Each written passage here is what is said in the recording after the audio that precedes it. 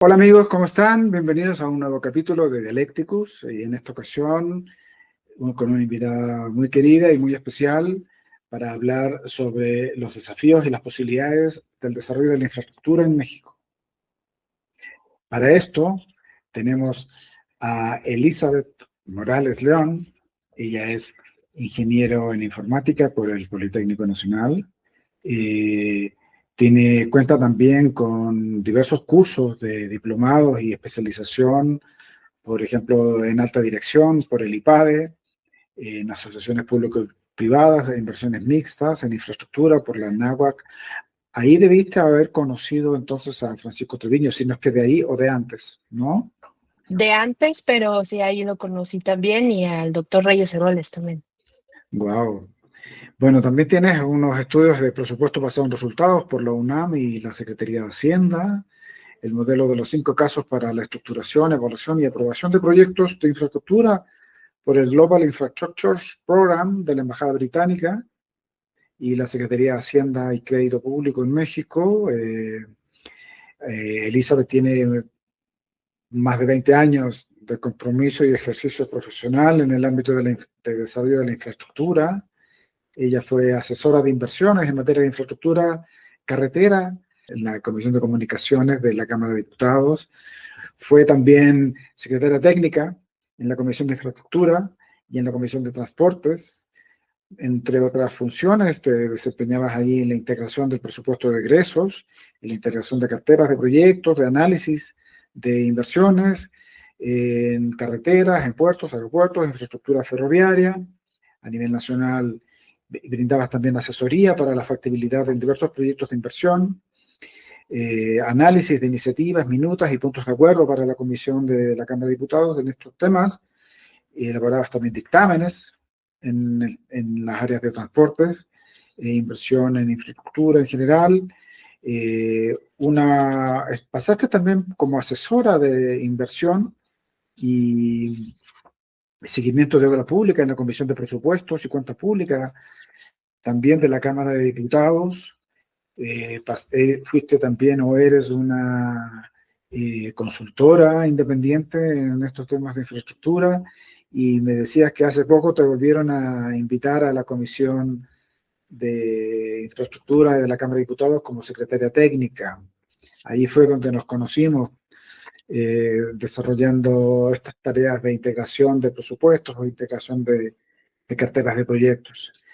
Elizabeth ha colaborado en diversos artículos para la revista Vía Terrestre, en donde analizabas inversiones para la conservación de carreteras. Eres también miembro de la Asociación Mexicana de Vías Terrestres, asociación civil, y también miembro honoraria del Colegio de Ingenieros Civiles de México. Es todo un gusto y un honor, Elizabeth, tenerte conmigo. Muchas gracias por la aceptación a esta invitación y vamos a dialogar de estos temas. Por favor, ¿qué nos puedes decir de entrada? Muchas gracias, César. Pues la verdad, muy agradecida, honrada más bien yo, de la invitación que me haces, tanto tiempo que nos conocemos y que hemos podido compartir experiencias a lo largo de estos años en materia de infraestructura realmente vial, que es lo que nos unió en aquel entonces.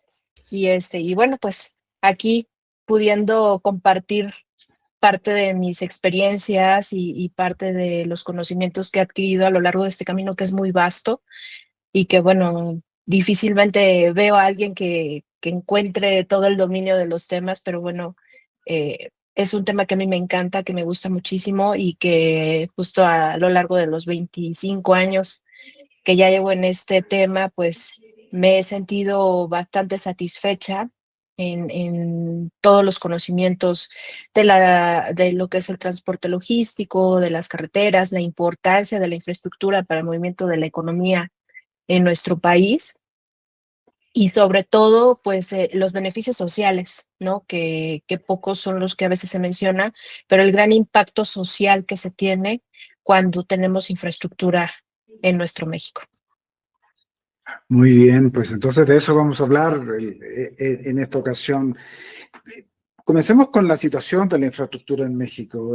Quizás es un tema poco grato, pero uno también se puede dar cuenta cuando viajas a otros lados que salvo contadas excepciones o en regiones en donde estos temas no son un debate ni son una prioridad, pero para los contextos como los nuestros en México sí son un tema de amplio debate, de mucha discusión y de diferencias de opiniones. ¿Tú qué podrías decirnos respecto de la situación de la infraestructura en nuestro país? ¿Cuál es, como, por ejemplo, la condición general de nuestras capacidades en carreteras, puertos, ferrocarriles? ¿Qué déficits existen, se diagnostican al respecto? Pues fíjate que desafortunadamente estamos en unos tiempos en los que la infraestructura, empezando, digamos, por la inversión en materia de obra pública, ¿no? La inversión en materia de obra pública ha ido decayendo en nuestro país, al grado de que hoy la inversión en infraestructura en general, no voy a hablar ahorita de lo que es en carreteras de manera específica, la infraestructura en general tiene el 11.8% del presupuesto total asignado para el país en el gasto, el 11.8% de asignación. Y estamos hablando que es un porcentaje mínimo en comparación a lo que debíamos de estar eh, pues invirtiendo, ¿no? Para la atracción de esto de lo que le llaman el nearshoring. Esto ha afectado de manera muy rigurosa a lo que es el mantenimiento carretero, que yo te podría decir que para mí, de manera específica, es una infraestructura fundamental para el país, no solamente para la conectividad entre las regiones, sino para el mismo funcionamiento logístico de los puertos, de los ferrocarriles, de los aeropuertos. Son las venas de nuestro país. Y hoy en día tienen un deterioro bastante considerable, a pesar de los esfuerzos que ha hecho esta actual administración, pues es insuficiente, ¿no? Es insuficiente. Hoy tenemos un presupuesto solo para lo que es conservación de carreteras de 10,000 millones de pesos. Eso sí, si no existe algo en el camino que haga que se reduzca, con con un estado de red físico por debajo del 10% en buen estado. O sea, es realmente lamentable que se haya llegado a este estatus en el que pues no solamente hay complicaciones en el transporte de mercancías y de pasajeros, sino que de las propias comunidades que están conectadas a estas vías de comunicación, pues se ven mermados en aspectos de atención hospitalaria, en educación, en infraestructura básica. Y bueno, realmente no se ve el impacto de una infraestructura adecuada, ¿no? A nivel económico y social. En la parte de puertos, yo creo que lo que beneficia es que son las administraciones portuarias, pues básicamente quienes generan sus propios ingresos e invierten en lo que necesitan, ¿no? Entonces tienen un riguroso alcance de los gastos que van a hacer en cuanto a inversiones en materia de infraestructura por todas las concesiones que tienen, y pueden tener un control más preciso de lo que van a gastar y una proyección de cuánto van a ingresar para poder hacer los gastos necesarios tanto en infraestructura como en operación. Entonces, no se ve tan mermado como lo que es carreteras, que pues depende en el 90% al gasto público, ¿no? Porque hay un porcentaje más pequeño de concesiones de infraestructura carretera y hemos venido en una época en la que las concesiones también como que ya no están consideradas como una opción, ¿no? Para poder modernizar o que se mejoren las vías. Y, Entonces, y perdón, dime. perdón, Elizabeth, ¿y qué balance se hace de las concesiones de carreteras actuales o las carreteras que tienen en operación, tal vez Capufe?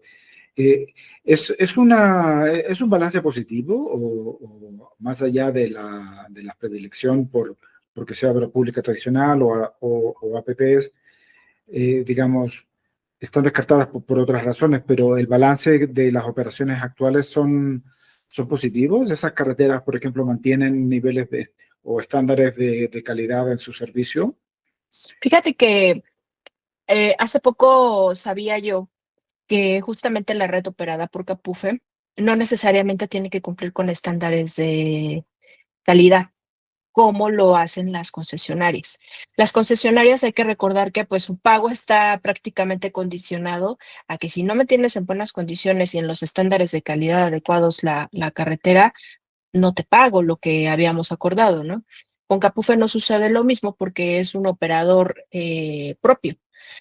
Pero esos ingresos que tiene Capufe no son directos para ellos. Son ingresos que se van a administrar directamente a la Secretaría de Hacienda y Crédito Público, o se van al Fonadín, o que administra a través de un fiduciario, pero no son recursos que, así como entran a Capufe, pues se quedan ahí y ellos programan como en el caso de las asiponas, ¿no? Es totalmente diferente. De hecho, si nosotros revisamos la parte de Capufe en la integración del presupuesto de egresos de la Federación, pues nunca ves como una programación en cuanto a proyectos, que yo creo que eso sería muy bueno, ¿no? Que empezáramos a ver en Capufe la proyección de gasto que va a hacer, en qué tramos y cómo lo va a hacer. Ahí solamente encuentras lo que es pues el gasto del estado financiero, ¿no? Lo que son sus activos, sus pasivos y una proyección de gasto, pero no ves específicamente los tramos en los que va a hacer una inversión. Ahora, Capufe, al tener este control externo por parte de la Secretaría de Hacienda, no puede hacer las mismas inversiones. Por tanto, tampoco puede cumplir con la misma calidad con la que cumplen las concesionarias privadas.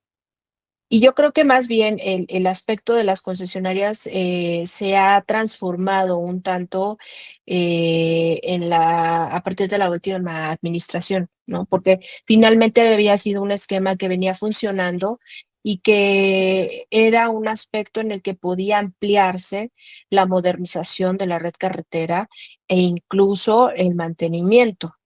Hoy vemos en un Plan Nacional de Desarrollo que se pretende hacer los llamados CMRO, ¿no? No tenemos todavía como muy claro cómo va a funcionar, cuál va a ser la participación de la iniciativa privada, pero bueno, ya están ahí, ¿no? Ya están ahí y saber que están ahí, pues brinda un poco de tranquilidad, pensar que pues sí va a haber una puerta para la iniciativa privada que al final pues es quien busca ver dónde poner su recurso a un largo plazo, ¿no? La situación ahora es pues la incertidumbre que también como privados pues tienen en el contexto económico, ¿no? Y que habrá que buscar los mecanismos de asegurar que quieran también tener esos contratos de concesión. Ok, es cierto, el tema entonces es que el déficit de mantenimiento de la infraestructura carretera es mucho mayor de lo que se pensaba, entonces, o de lo que en general el conocimiento que tenemos usuarios o público en general dedicados de alguna forma al tema es mucho mayor, entonces el requerimiento. Entonces, Capufe es el organismo operador de carreteras y puentes para quienes no están muy familiarizados con algunos términos de nuestro auditorio, pero eh, y el tema de aeropuertos también es un tema que, al igual que los puertos, está digamos, supeditado al operador, al concesionario que tiene la operación y allí también hay ciertos niveles de reinversiones y etcétera. Pero también hay un requerimiento, bueno, más allá del centro del país y de la Ciudad de México, de las alternativas. ¿Cuál podrías decir tú que es como los balances, por ejemplo, que se tiene del aeropuerto del AIFA y de otros? ¿Hay un requerimiento de infraestructura o tenemos una dotación de infraestructura suficiente o hay un requerimiento de mayor? El AIFA logró la expectativa, sabemos que es un proyecto que está en proceso de maduración aún, que tiene que consolidarse como tal, etcétera, pero digamos, ¿se tiene algún diagnóstico de que hay un déficit en materia de infraestructura aeroportuaria o con lo que hay es suficiente como para pasar un tiempo, no sé, una década más, por ejemplo? Pues yo creo que hasta más, ¿no? La IFA, pues si bien es una infraestructura para los capitalinos aún un poco lejana, también ha influido en su despegue, vaya la redundancia con el tema aeroportuario, en la conectividad. O sea, ahorita estamos a la espera de que el proyecto del tren que va a ir hacia la IFA y que pues de paso también tienes el de Querétaro, el de Pachuca, que probablemente puedan generar algún tipo de acercamiento al propio aeropuerto, pues ayude a que genere un mayor número de pasajeros. Actualmente sus operaciones más fuertes son en materia de mercancías, el traslado de mercancías, no justamente de pasajeros, ¿no? No dudo que pueda ser un aeropuerto que yo calculo que una madurez de unos 30, 40 años pueda tener una afluencia mayor de pasajeros. No digo que antes, porque en primer lugar está el tema de que madure la conectividad, tanto ferroviaria como de transporte multimodal, no sé, trolebús, camiones, las propias vías de conectividad tienen que tener una mayor madurez para que la gente se anime a ir para allá, ¿no? Los capitalinos preferimos hacer a lo mejor la parada de 2 horas y media aquí en el ICM de lo que tarda tu vuelo, que irnos 2 horas y media de traslado a la IFA y todavía esperar a tu hora de vuelo, que aunque me dicen que son muy exactos, además me he animado todavía a volar por allá por la distancia, ¿no? No porque vea alguna deficiencia en el aeropuerto, simplemente la distancia pues te hace como pensar, oye, pues mejor quisiera ir a Guadalajara y me voy a ahorrar quizá 3,000 pesos porque me va a salir más barato, pero me voy a tardar las mismas 6 horas que voy a tardar si me voy en coche de aquí a allá, ¿no? O sea, realmente aquí el tema es la conectividad no está siendo todavía suficiente para que el aeropuerto despegue. Su fuerte ahorita de la IFA es el tema de carga y que posiblemente pues eso se va a mantener en los próximos 15 años y yo calculo que en unos 30 o 40 años, si no es que poquito más, va a tener una mayor afluencia de pasajeros, ¿no? Porque difícilmente también la gente que está alrededor, pues también va a tener la opción de querer viajar por ahí, pero seguramente por los puntos en los que viaja solamente la IFA tampoco es atractivo, necesitan más destinos. Y es lo que la IFA tampoco te ofrece en este momento, ¿no? Entonces prefieren venir también a la Ciudad de México, donde hay mayor conectividad. Esa es una. La otra, pues es un punto estratégico en carga, porque también tienes el de Toluca. Entonces vas complementando como satélites alrededor para poder hacer temas, pero volvemos al mismo punto en carga. Pasajeros no está despegando. Toluca todavía no termina de despegar en tema de pasajeros y no recuerdo bien cuánto tiempo tiene el aeropuerto de Toluca, pero pues tampoco tiene una gran afluencia de pasajeros, ¿no? Yo he comenzado a conocer a algunas personas que han optado por el aeropuerto de Toluca. Obviamente la población de la Ciudad de México más vinculada al poniente de la ciudad y quienes tienen un acceso vía carretera directo hacia Toluca. Claro, para ellos y en determinadas horas es mucho más conveniente ir, salir por ahí o regresar por ahí que ir al aeropuerto de la Ciudad de México, etcétera, por varias condiciones de menor tiempo de traslado, obviamente. Eh, ok, Pero justo la diferencia, fíjate, perdón que te interrumpa, justo la diferencia es, tienes una autopista que te llega de aquí de Ciudad de México por Santa Fe hacia allá. claro. Tienes Chamapa Lechería, ¿no?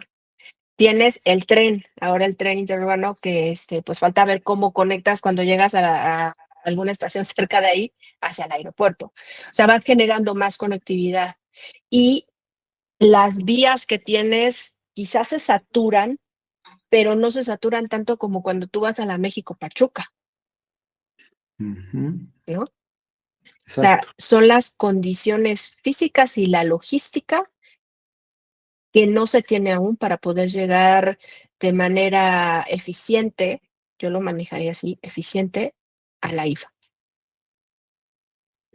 Correcto. ¿Qué podríamos decir además de estas circunstancias de logística y de requerimientos de inversión, respecto de la institucionalidad de la gestión de la infraestructura? En el sexenio pasado se dio a operar a la CEMAR, a la Secretaría de Marina, por ejemplo, varios puertos y ferrocarriles.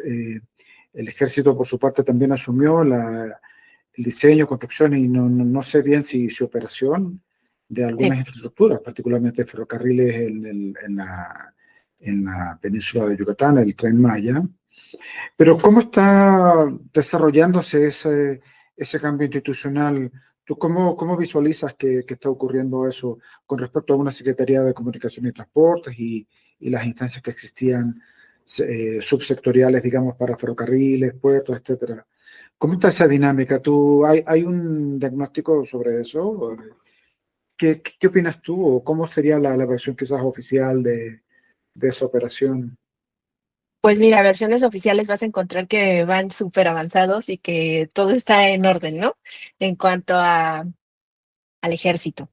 De la CEMAR, la verdad, no tengo duda que la tutela que tomaron de las APIs, creo que lo han hecho hasta hoy muy bien. En un principio yo recuerdo, me tocó esa transición en el 2019, si no mal recuerdo, que fue la transición que se hizo de la SICT a la CEMAR. Pues no fue muy alarmante, ¿no? De cómo vamos a militarizar los puertos y esto y el otro. Y bueno, hasta ahora creo que han dado buenos resultados. La infraestructura creo que va meramente bien. Los constructores no se quedaron sin trabajo, que eso era algo que se temía, ¿no? Que solo que sí son más rigurosos, son más, más minuciosos en cuanto a la ejecución de trabajos y la planeación. Entonces, creo que la CEMAR tiene un puntito, una palomita. Y en el caso del ejército, pues creo que sí está un poquito, desde mi punto de vista, las opiniones, todas las que doy aquí son a título personal. este, Creo que hay un poco de menor transparencia en la ejecución, ¿no? En el sentido de que difícilmente se puede realizar una auditoría a los recursos que ejerce el ejército. Ejemplo, el aspecto de los recursos que estuvieron aplicando para todo este paquete de conservación de carreteras alrededor del Tren Maya por las afectaciones que se hicieron de su construcción, las ejecutó el ejército. Y estuvo ahí muy, un poco tendencioso el tema porque pues el recurso lo tenía asignado la Secretaría de Comunicaciones y Transportes, pero lo ejecutaba el ejército en un convenio que hacían, ¿no? El tema aquí es que al final a quien iban a auditar o a quien auditarían en su momento es a la SICT. Y pues no se ha visto como que una transparencia muy grata en cuanto al tema de cómo se ejerció el recurso. Me recuerdo en el año pasado todavía ya había acabado el ejercicio presupuestal y el ejército decía que todavía estaba haciendo las vías, ¿no? Y dices, oye, cuando la Secretaría de Comunicaciones y Transportes lo ejerce, pues en septiembre ya le están poniendo el pie y le están quitando el dinero, ¿no? Y aquí, como es una transferencia directa que se hace a la Secretaría, pues no hay un seguimiento como que muy transparente de los recursos. No dudo de las capacidades de ejecución que tiene el ejército. En algún momento tuve la oportunidad de ir a ver cómo estaban construyendo la IFA. Me pareció impresionante, o sea, la coordinación, la forma en que tenían coordinados todos los sectores, la construcción de las escuelas, de los hospitales, porque no solamente estaban haciendo el aeropuerto, fue todo una infraestructura alrededor de justicia que también necesitaban ellos. Esa es una realidad también de sus hogares, de viviendas dignas. Pues tenían como que un ritmo, ¿no? Pensar en ese momento que el ejército podía hacer más cosas, pues decías, wow, ¿no? Con esta eficiencia y con este ritmo y con esta oportunidad de contar con las obras en tiempo y en forma, pues sí dejaba como muy claro que podían con el ejercicio de recursos. Sin embargo, últimamente en la parte de carreteras, pues como que no quedó muy claro, ¿no? O sea, sí hay fotos de cómo estaban ejerciendo el recurso, de cómo estaban encarpetando, bacheando, pero pues tú ibas a otros tramos y los tramos no tenían absolutamente nada, ¿no? Y se supone que era un paquete integral. El aspecto de los trenes, yo reviso constantemente la carta de proyectos de Hacienda, ¿no? Es una de las tareas que tengo y constantemente la reviso para ver el tema de la planeación, de si subieron el costo-beneficio, de si lo actualizaron. Y algo muy curioso que ocurre en el aspecto de la construcción de los trenes actualmente es que constantemente están bajando información, ¿no?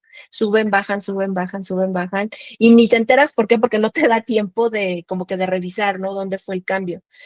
Pero, bueno, pues habrá que ver. Yo estoy un poco todavía a espera de cómo va a ser realmente la ejecución, ¿no? En la parte de los trenes, que no son inversiones chiquitas. Eh, de hecho, el presupuesto que tiene la Secretaría de Comunicaciones y Transportes, pues casi todo está destinado a lo que es infraestructura ferroviaria, ¿no? En una buena parte lo ejerce la agencia ferroviaria, pero pues en otra buena parte lo va a ejercer también el ejército, ¿no? Nos enteramos por las mañaneras cuál es el avance, pero de ahí que podamos encontrar información en la red, que es lo más cercano, o en la transparencia de ejecución de recursos, o en lo que es ahorita el primer informe trimestral del presupuesto, pues todavía no hay información suficiente que nos permita dar una opinión sensata de cómo se está ejerciendo el recurso para los trenes, ¿no? En este momento. De acuerdo, el tema con las Fuerzas Armadas en general es que ellos tienen también una dinámica de verticalidad de mando. Ellos tienen definitivamente un paradigma distinto sobre cómo atender las instrucciones que el Ejecutivo le da. Entonces, yo trabajé hace poco unas asesorías de estudios para liberación de derechos vías en ferrocarriles y coincido contigo, para la Secretaría de la Marina y por supuesto, la impresión que nos llevamos era de las mejores, gente con un nivel de preparación y dedicación y profesionalismo a toda prueba. Entonces, sin duda que están haciendo un trabajo que merece todos esos reconocimientos, pero no están no vienen de una dinámica de servicio público en donde llegan los auditores y todo el mundo se para. Hoy llegaron los auditores y entramos en pánico. En más de una ocasión me tocó recibir auditores cuando yo estaba en manobras. Eh, Ellos no tienen por qué hacerlo, entonces tienen otra cultura del servicio público. Entonces ellos tienen una misión muy clara en ese sentido. Entonces, claro, la ejecución de los proyectos los hacen en ese sentido. Y bueno, mi pregunta estaba, pero se entiende también la institucionalidad de estas adecuaciones, estas modificaciones a la institucionalidad de gestión de la infraestructura en la práctica, más bien no significó ningún roce. la Secretaría de Infraestructura y Comunicaciones y Transporte comenzó a desarrollar su trabajo. Se coordinaba muy bien con la Secretaría de la Marina, con el Ejército y etcétera. No habían, digamos, no había roces, como uno pudiese pensar, ¿no? A esa era mi pregunta. Y entonces la institucionalidad se adaptó, se adecuó y comenzó a seguir operando y tiene eso que tú acabas de decir sobre estas ventajas que se ven en la operación y estas otras situaciones de desventaja que el acceso a la información está un poco, o la actualización de la información, o el seguimiento de proyectos, etcétera. No son procedimientos que están, bueno, es como que digamos una cosa por otra, ¿no? Pero y entonces, ¿qué ha pasado con otros aspectos de la institucionalidad? No sé, ha habido reformas a leyes, ¿no? De la ley de obra pública, ha habido cambios en materia de algunos temas de desarrollo de infraestructura. ¿Qué ha pasado ahí? ¿Qué nos podrías contar al respecto? Sí, fíjate que hace poco justo hubo una reforma importante a la ley de obras públicas y servicios relacionados con las mismas, al igual que la ley de adquisiciones. Digo, a mí me tocó analizar la parte de la ley de obras públicas y pues sus ventajas o sus fuertes es que ya todo es digital, ¿no? Es algo que creo que muchos veníamos ya solicitando en el aspecto de que pues se acabara esta situación en la que tenías que ir a las dependencias con tus megacarpetas para ir a un concurso y hacerlo como 10 o 15 veces dependiendo de dónde querías participar y repetirlo constantemente. Hoy lo haces de manera electrónica porque ya fue publicado también el decreto, o sea, ya es una ley eh, reformada y aprobada. Y justo toca este tema de la institucionalidad, ¿no? En el aspecto que ciertas entidades no están sujetas a la aplicación de la ley de obras públicas, entre ellos pues es justamente el ejército. No creo que ahí marca una diferencia importante.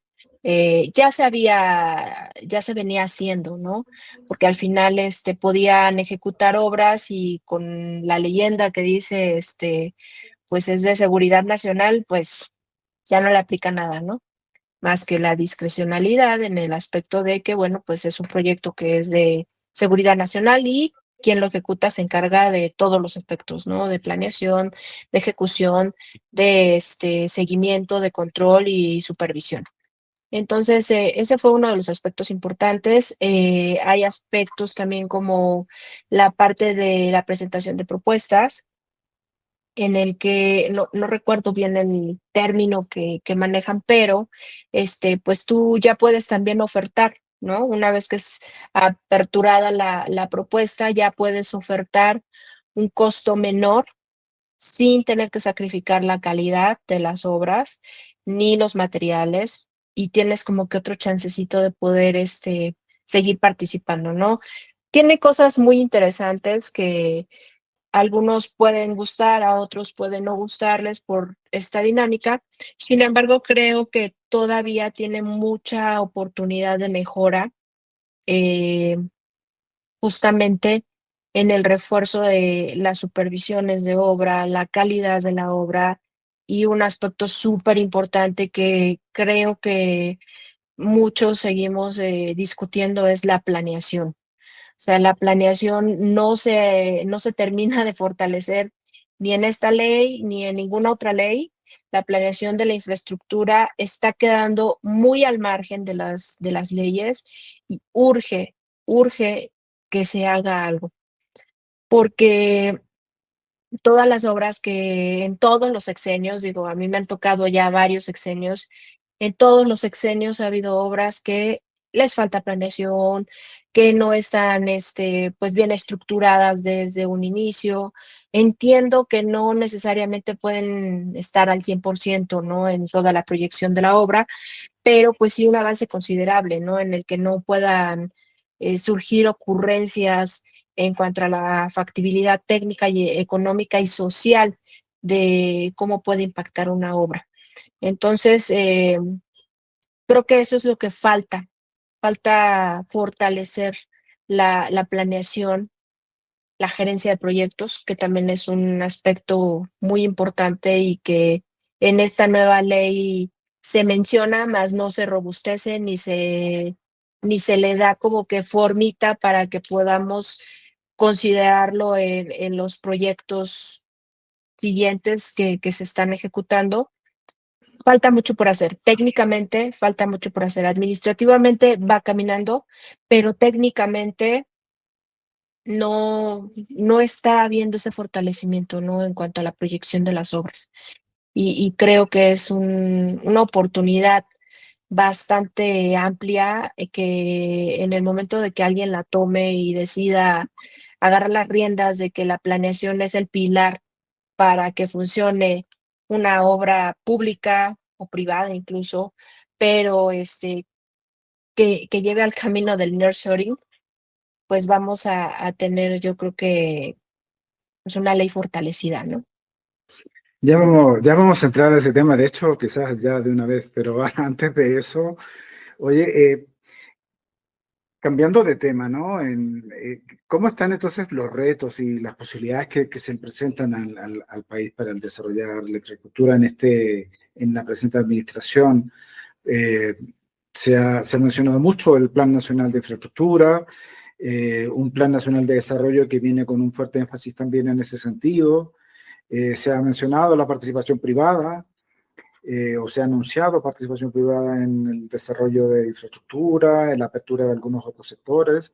Eh, ¿qué opinas tú al respecto? ¿Cómo crees que va a ser esa dinámica?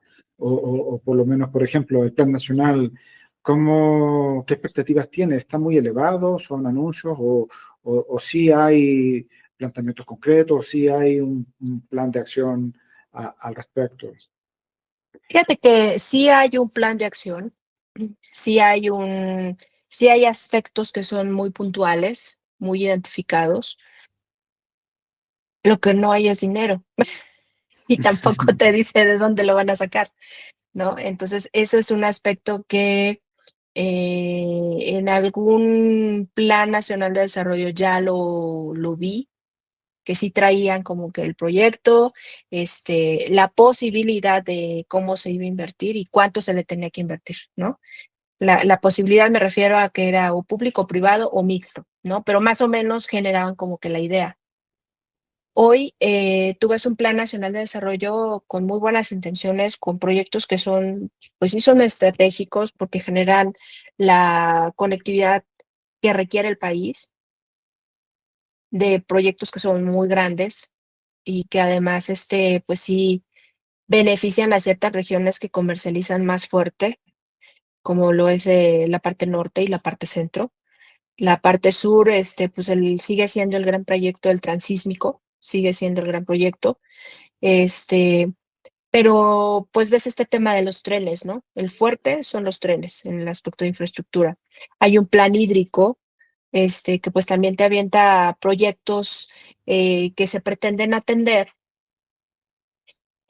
para garantizar el agua potable, para que pueda haber una mejor red de drenaje, el fortalecimiento de carreteras o de ejes carreteros en su modernización, pero lo ponderante en materia de infraestructura es los 3,000 kilómetros de tren que se están prometiendo, ¿no?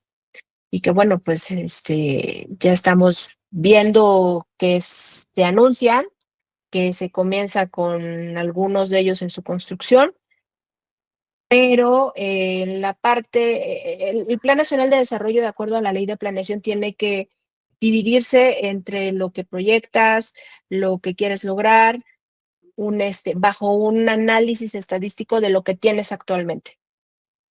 Y debes de generar también como fórmulas de evaluación continua que te digan si estás o no cumpliendo con ese plan. La realidad es que desde la estadística hasta las fórmulas, pues todo es muy ambiguo, ¿no? No hay no hay una estadística, un análisis de lo que actualmente tiene el país en materia de infraestructura carretera, portuaria, aeroportuaria e hídrica. Te dice que está en mal estado. No, no te dice que está en mal estado, te dice que está deficiente, pero que se puede mejorar. Pero no te dice pues, cuál es el porcentaje de, como por ejemplo el que planteamos de el estado carretero físico, no te dice cuál es el que está en mal estado, no te dice cuánto es lo que se requiere de inversión, no te dice por qué se requiere de su mantenimiento. O sea, te habla de cosas muy escuetas, y los indicadores de desempeño para llegar a esas metas y el seguimiento, pues también son muy ambiguas. Entonces creo que la fortaleza se encuentra más en el Plan Nacional de Infraestructura, que es donde ya te desglosa como que cada uno de los proyectos y cuánto te van a costar, pero pues tampoco te dice de dónde va a salir, ¿no? Te maneja que sí va a haber participación de la iniciativa privada, te maneja que pues va a poner recursos el Fonadín, te maneja que va a haber participación de Banobras, pero no te dice ni porcentajes, no te dice pues nada, ¿no? Solo te menciona como que la carta de los buenos deseos que se va a ir realmente concretando o viendo más bien conforme vaya pasando la ejecución de cada una de las obras. Hay obras que ya vienen de hace mucho tiempo, que la realidad es un aspecto en el que lo único que se va a hacer es continuarlas o concretarlas. Proyectos nuevos, si no me dejas mentir, solamente son los trenes.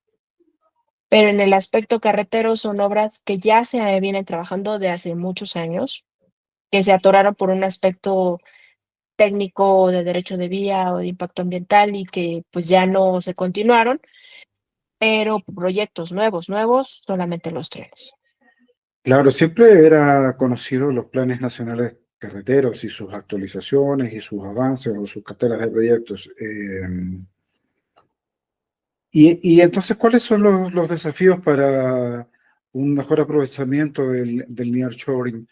Eh, Hay temas que son cruciales, por ejemplo, temas de energía, que no nos alcanza el tiempo para platicarlos, pero debiéramos quizás tener otro programa al respecto, pero en términos de infraestructura de transportes y a lo mejor también de logística, de centros de infraestructura para parques industriales, a lo mejor no tenemos el dato ahora, pero ¿en dónde crees tú que está el mayor desafío para este tema? ¿En la infraestructura de transportes o en otro ámbito de infraestructuras? Pues mira, eh, yo creo que es algo muy integral. El tema del nearshoring no es solamente promover que México es un país con una potencia enorme para generar una conectividad a nivel mundial, ¿no? Sí es un país que es ombligo del mundo. Yo digo que es ombligo del mundo México porque tiene una conectividad impresionante con lo que es el norte, Estados Unidos, Canadá, el sur, con todos los países de Sudamérica, eh, con Asia y con Europa. Eh, Mm, Modernizar los puertos de una manera en que pueda incluso haber, yo le diría, carreteras marítimas, y agilizar esta conectividad, modernizar esta conectividad carretera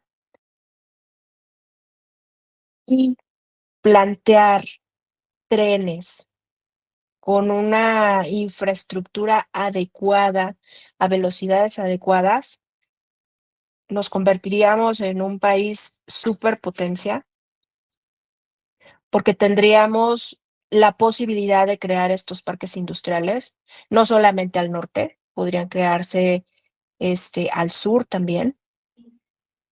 Quizá pudiéramos entrarle a una competencia me atrevo a decirlo, con el Canal de Panamá, pero siempre y cuando también veamos ese desarrollo de la infraestructura portuaria y de carreteras. Yo creo que la aeroportuaria no estamos tan mal, eh, pero la portuaria y la de carreteras y de trenes de verdad sería magnífico. O sea, trenes con una velocidad suficiente de carga. Claro que los transportistas le van a apostar a subir su mercancía, ¿no? Mientras tengamos una deficiencia en el transporte incluso de mercancías por carretera y que esté en buenas condiciones la carretera, pero no me dé seguridad, que es otro aspecto, una seguridad pública, pues también eso merma, ¿no? El que seamos atractivos, el que seamos un país seguro para poder transportar mercancías del norte al sur o del este al oeste. Y va haciendo que nuestro país, lejos de ser un atractivo para el tema del nearshoring, pues se vaya como que un poquito pensando, ¿no? Entre las incertidumbres jurídicas y pues el aparatoso material arancelario que hoy nos ponen, ¿no? Hay que darle fortaleza a los inversionistas. Hay que darles las armas de decir, a ver, aunque me pongas aranceles del 30, 40%, me quedo en México porque no solamente Estados Unidos va a ser la potencia que me voy a poder transportar, ¿no? Voy a poder transportar al sur, voy a poder transportar a Asia, voy a poder transportar a Japón de una manera mucho más eficiente que estando en Estados Unidos o en Brasil, ¿no? Pero mientras no tengamos esa apuesta a la infraestructura y sigamos metiéndole el 2.5, el 2% del PIB en inversión en infraestructura y sin dar la oportunidad a las inversiones privadas, que es lo que puede llegar a salvar ahorita el tema de la infraestructura, pues difícilmente el nearshoring va a tomar esta velocidad que se está esperando, ¿no? Sí tenemos una estabilidad en la moneda, en el peso, pero pues son por temas económicos, inflacionarios, de tasas de interés, pero no porque México esté generando una infraestructura suficiente de distribución de mercancía. Y lo que te decía al principio, no solamente en el aspecto económico, en el aspecto social. Tampoco está llegando una justicia social a las regiones más alejadas del país. Bueno, a ver, y ese es otro tema, la infraestructura social en general. Tenemos allí también una enorme deuda de mejoramiento de calidades, de ampliación de coberturas, que da para otro capítulo específico. ¿Tú con qué cerrarías esta entrevista, estimada Elizabeth? A- si de ti dependiera asignar recursos y todo, ¿en dónde pondrías tú los énfasis? Ya para irnos despidiendo. Y qué pregunta tan difícil, porque es bonito hablarlo del otro lado, ¿no?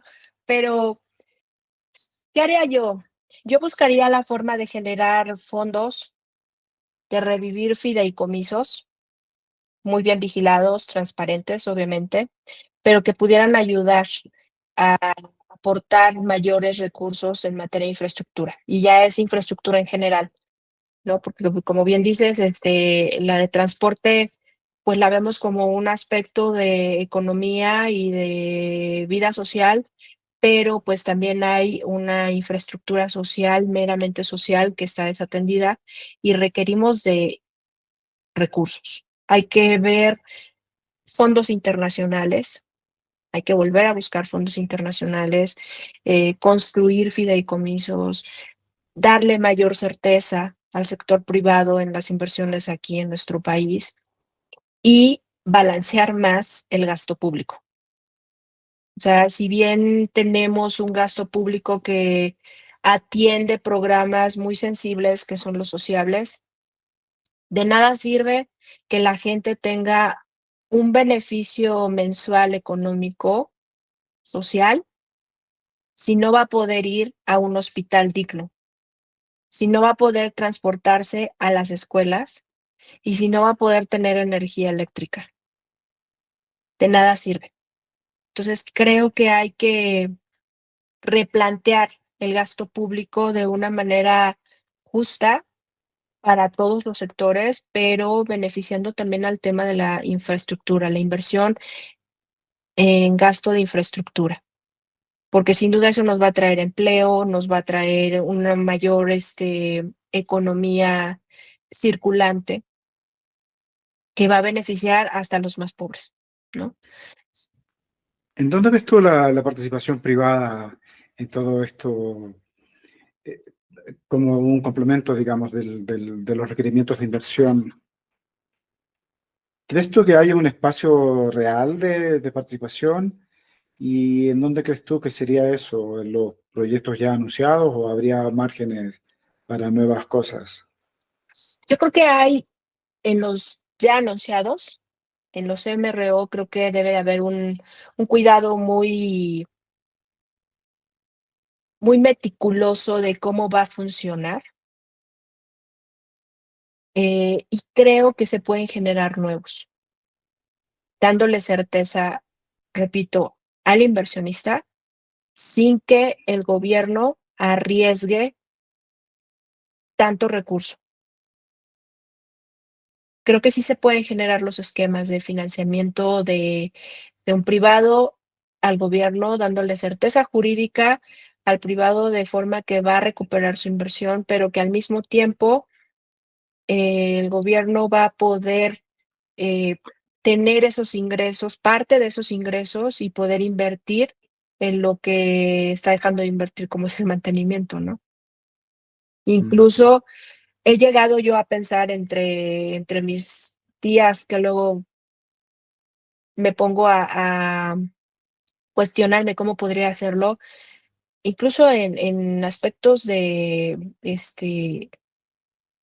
físicos, en el que quizá el privado incluso le entre al tema, a lo mejor, de mantenimiento de la red federal, con sus máquinas, con sus equipos, con sus insumos, y pues el gobierno le vaya pagando en algún contrato. Alguna vez hubo estos contratos plurianuales, no sé si tú los recuerdas.